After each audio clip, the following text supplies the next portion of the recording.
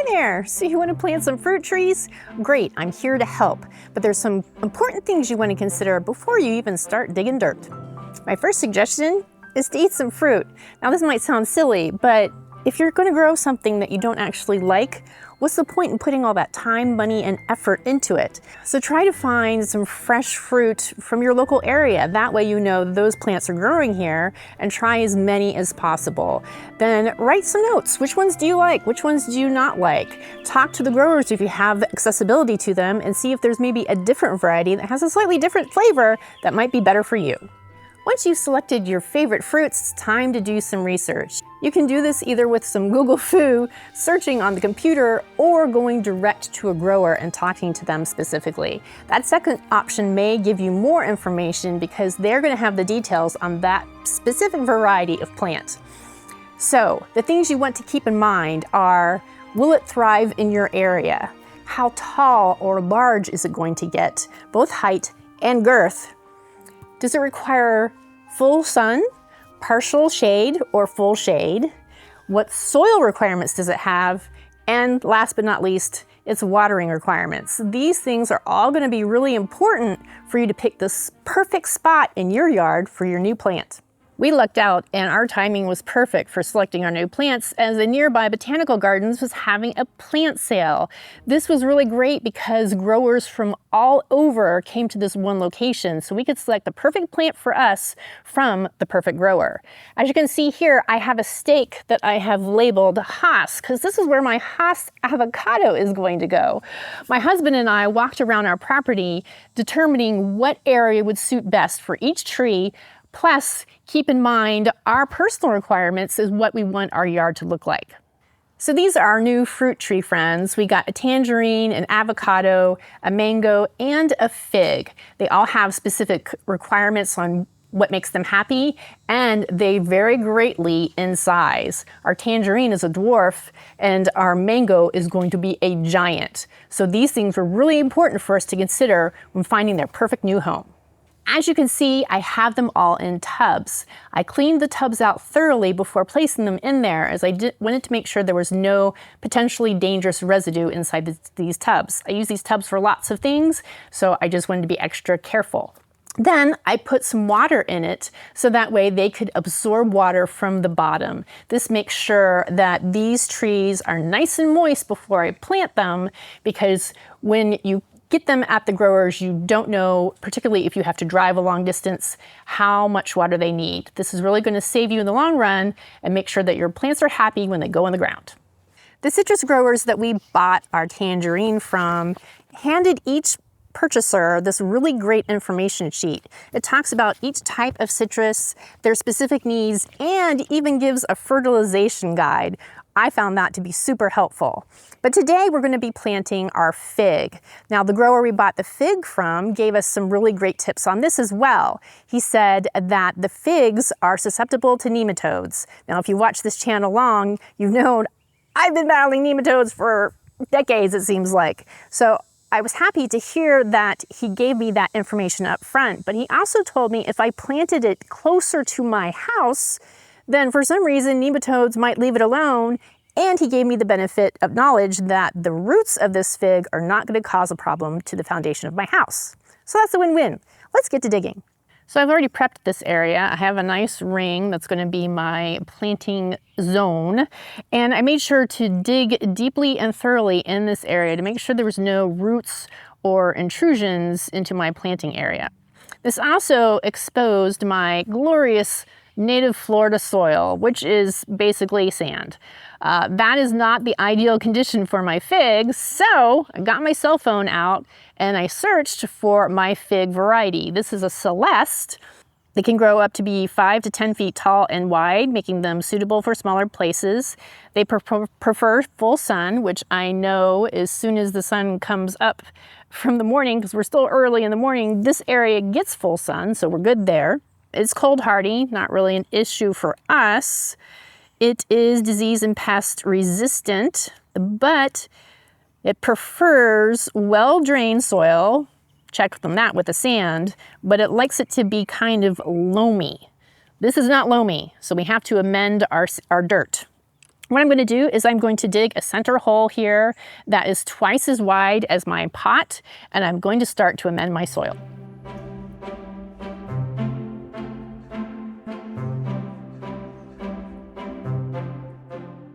So for my soil amendment, I took out my handy dandy wheelbarrow and I filled it with 1 bag of topsoil. This is 1 cubic feet or 28 liters. And then I added roughly 1/3 of this compressed pack. It is a mixture of sphagnum peat moss, coconut coir, perlite, ground limestone, a wetting agent, and microzoa. So it's going to help retain water. And then I added 2 liters of perlite. And I'm going to blend this thoroughly with my hand trowel in my wheelbarrow, so that way it's easy for me to put it in my hole. These blocks of the compressed stuff, you want to make sure that they are well incorporated and that they break down. Otherwise, they're going to be these big blocks. They're just going to be sponges for water. Sometimes using your hands is the best tool. A good way to tell if your mixture is correct is you want to physically look at it. Take it up with your hand. Do you see lots of strands and chunks in there? That means there's a great amount of organic matter. You can also amend that if you make your own compost and put that right in the mix. Then you want to take a handful of it and kind of mush it together. Does it stay in a blob like that? That's perfect, particularly if it crumbles easily when you do that. A handy tip I learned from my dad is you can use your spade as a measuring device to determine how big to make your hole. Simply use the depth and the width of your spade and compare it to your potted plant. All right, so using that measuring tool, my spade goes down into the hole roughly a full length and a half once everything is covered up. And it is roughly twice as wide as my potted plant, which means it's perfect. I'm going to go ahead and fill the bottom of this hole a little bit with my good soil, so that way as my plant grows, it'll have something good to grab onto.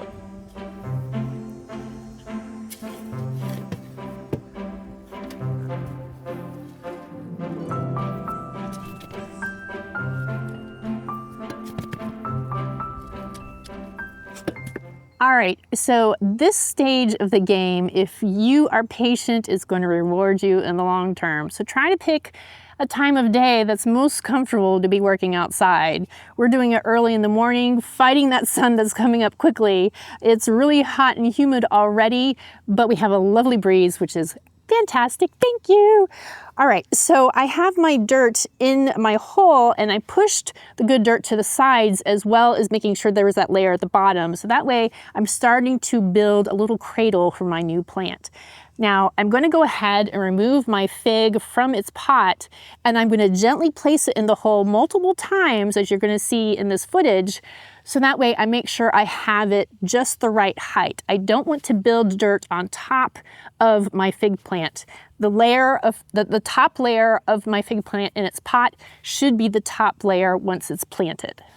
Removing plants, regardless of what they are from the pot, should be a gentle and caring procedure. You don't just want to grab it and yank it out because you will damage the plant and might even kill it. You also want to be cautious of the roots.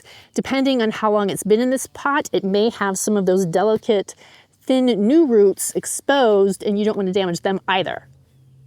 So what I do is I firmly grasp the top base of my plant as close to the soil as possible, and I'm not putting any stress there. I'm just holding that to keep it steady. And then I'm going to use the flat of my hand and kind of tap around the base of my pot. This is going to loosen the soil and the root ball, so that way it should slide out more easily.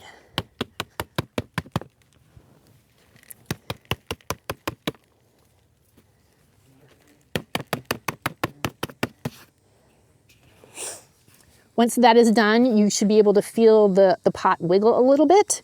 I'm going to kind of invert my plant and slowly let gravity do its work. Fantastic, that was really easy. Hopefully when you're doing this, it's easy for you as well. Now, with my hand on the bottom, I'm going to gently lower it into the hole and see how it's sitting. As you can see, the top of my plant is lower than the top of my ground. So I need more dirt. I'm going to carefully remove my pot. I'm going to carefully remove my plant and set it to the side and continue filling my hole. All right, so I'm going to grab my plant delicately, put most of the pressure or hold most of the weight on the bottom, place it back into my hole, rotate it as needed, and that looks pretty good to me as far as placement goes. You got some centipedes on there, or millipedes. They're not harmful. They actually eat dead plant material, so they're fine. Now I'm going to fill this hole with more of my good soil and start building my mound. If I find I need to raise my plant more, I'm just going to repeat the previous procedure. All right, so now I filled around my plant and I'm just going to lightly compress that so that my plant is well positioned. I like to do it initially with my hand because I don't want to compress it too tightly in case I have to do further adjustments. I feel like this actually could sit a little bit higher. I'm looking at the lawn level around this and I feel like this is slightly lower than that, and I don't want it to get waterlogged and have water near the top of it. So I'm going to go ahead and repeat the process again. I'm simply just gonna wiggle it slightly and lift it out and set it nearby. Because I have this excess soil where I compacted around, I can simply let that fall back into the void and then place my plant back in. All right, that looks a lot better to me as far as height of my existing ground, and I'm going to continue putting more soil around it. Now that I have my plant positioned and well surrounded by the good soil, I can start leveling out the native soil around this. I have one more step that I'm going to do before we're all finished. I want to make sure that you get that bonus tip, if you will. Now, this may have seemed a little over explained, but I really feel that this part of planting any new plant is really important and often glossed over. So I hope you found it helpful.